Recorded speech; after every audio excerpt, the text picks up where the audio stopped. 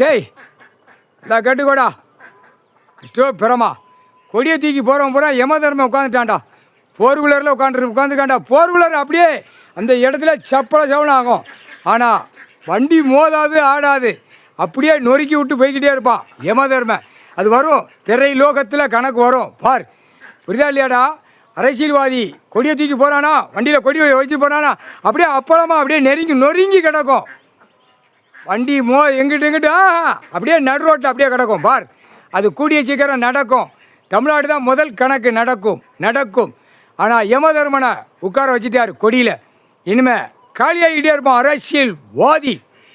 ஏண்டா கணக்கு போட்டது பார்க்கலையாடா? உனக்கு கவர்மெண்ட் வேலாக்கிற புழுதியை கணக்கு கொடுக்கலையாடா? அரசியல்வாதி முட்டா குய்மனுக்கு கொடுக்கலையா? இப்போ காலி பண்ணுவார் பார். காலி பண்ண தாடா கணக்கு எடுக்க வேண்டிய நேரம் வரும். காலி பண்ணலன்னா நல்லா இருக்கும். ஓகோன்னு 3 வேளைக்கு தின்னுட்டு அலைதான் அவன். அரசியல் அவன் பொண்டாட்டி மாறுக, பிள்ளை மாறுக, பேரமாதிமா மடியில் தூக்கி வச்சு நக்கி அலைதான். இந்தார ஒளிமனை இப்போ அடி எப்படி விழுதுன்னு பார். யமதர்மனை கொடியில் உட்கார வச்சுட்டாரு. ஃபோர் வீலர் நிறையா காலியாகும். ஃபோர் வீலரில் போகிற அமைச்சர்கள் பூரா காலியாகும். டெல்லி டு தமிழ்நாடு டெல்லி ஊடாலப்பட்ட மாநிலத்தில் காலியாகும். கைலாசத்தில் வெளியே என்ன நேரம் கிளம்புதானோ யமதர்ம கைலாசத்துலேருந்து அடி விழும். பர்ற ஐட்டம் காலியாகும். முக்கால் சத்தியம்டா சொடக்கு போட்ட மணிக்கு நடக்கும்டா. போர் மாட்ட போகும்டா. முக்கால் சத்தியம். தலபாயபுரம், செட்டியார்பட்டி, செத்தூர், தெக்குப்பாளையம், ராஜபாளையம் பர்ற ஐட்டம்.